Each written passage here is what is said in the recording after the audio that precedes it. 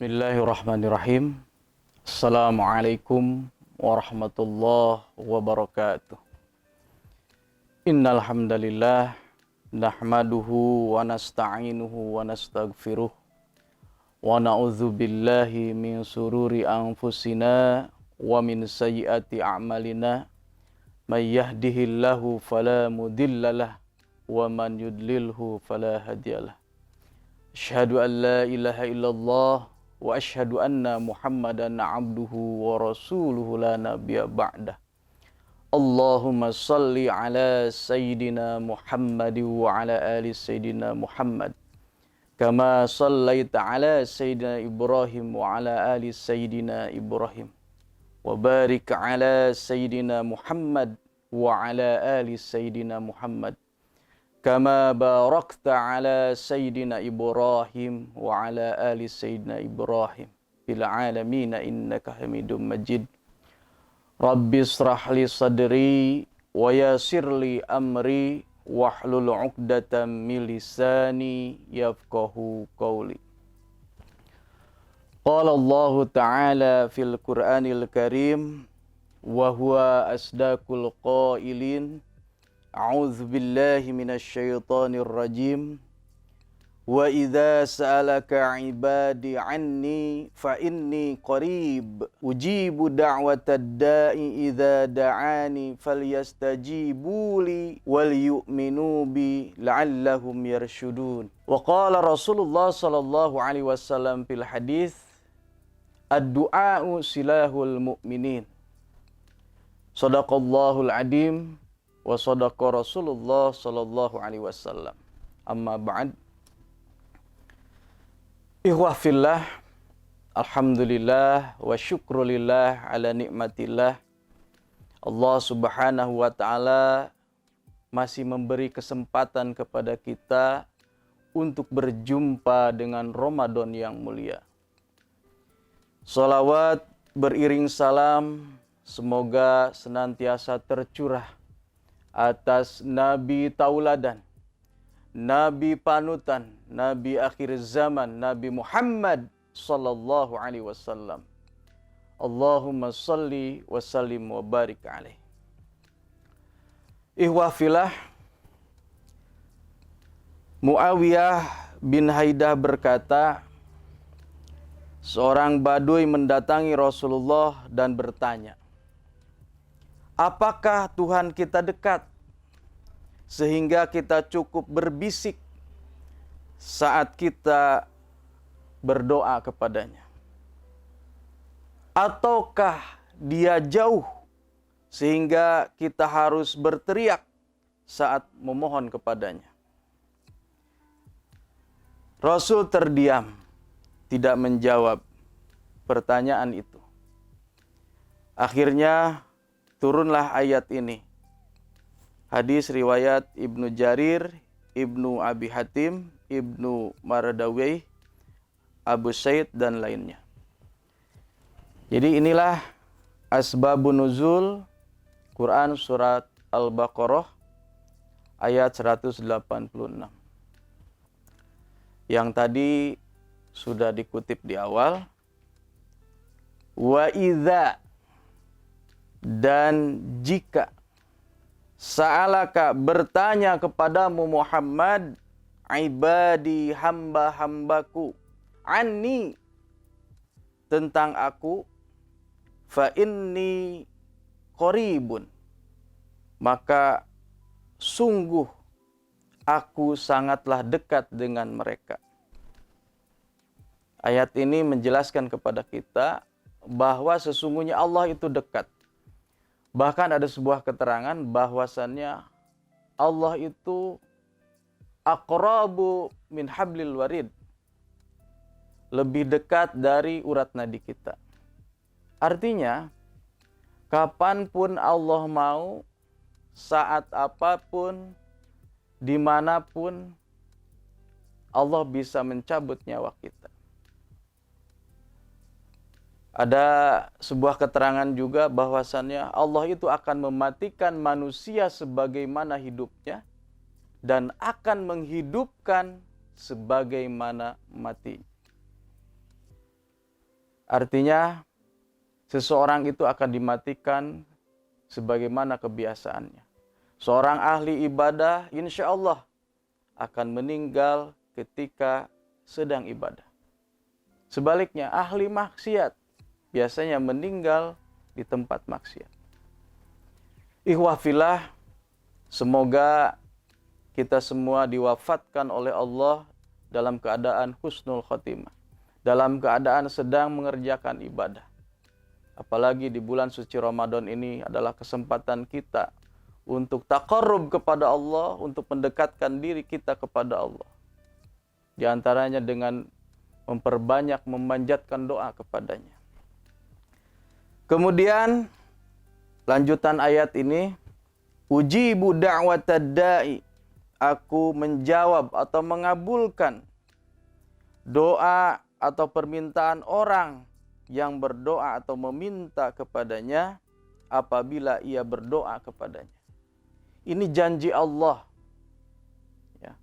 Allah berjanji kepada kita selaku hambanya akan mengabulkan doa-doa kita. Jadi semua doa akan dikabulkan oleh Allah. Hanya saja tahapannya berbeda-beda. Ada yang langsung dikabulkan, ada yang ditangguhkan. Ya, bahkan ada yang ditangguhkan sampai di akhirat nanti baru dikabulkan. Baik, ikhwah fillah, berbicara tentang doa, tentunya ada waktu-waktu khusus, ya. Waktu-waktu mustajab ketika berdoa. Nanti akan saya lanjutkan. Kita lanjutkan ayat berikutnya. Falyastajibuli. Nah, kalau doa kita ingin dikabulkan, kata Allah, maka hendaklah mereka menjawab seruanku. Ya.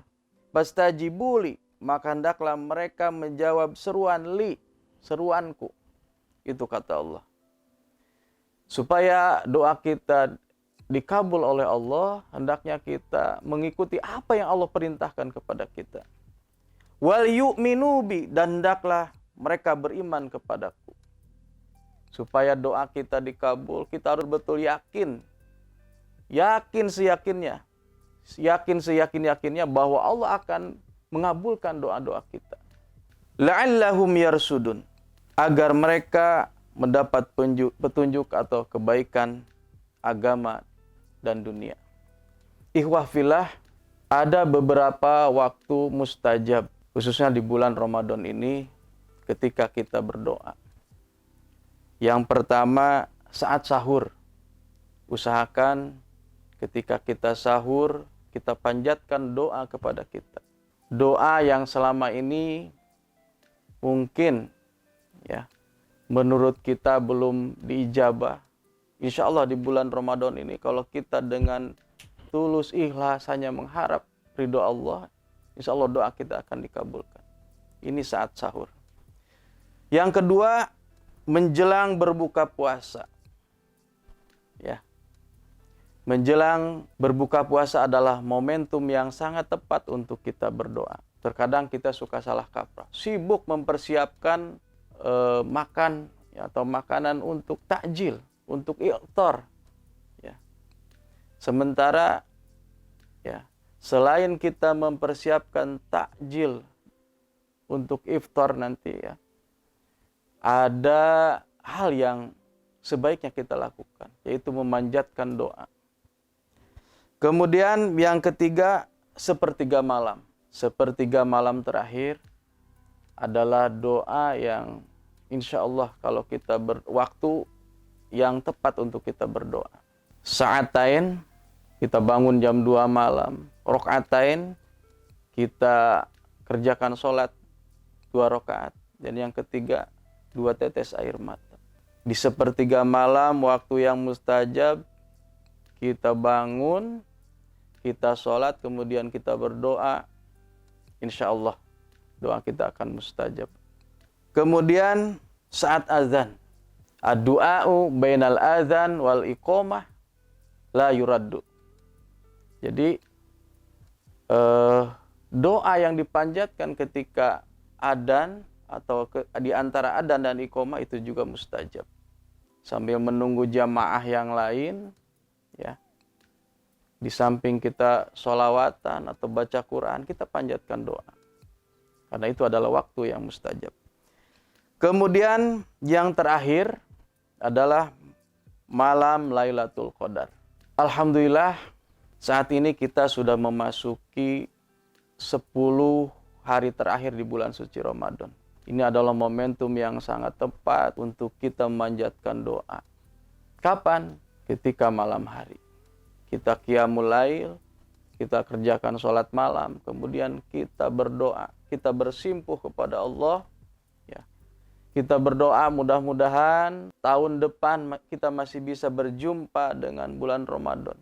Karena minggu ini adalah minggu terakhir bagi kita. Minggu terakhir kebersamaan kita dengan Ramadan. Ikhwah fillah, kemudian bicara tentang doa, ada sebuah hadis Nabi yang dikutip di awal tadi. Ad-du'a usilahul mu'minin. Doa itu senjatanya orang beriman. Hadis riwayat Al-Hakim.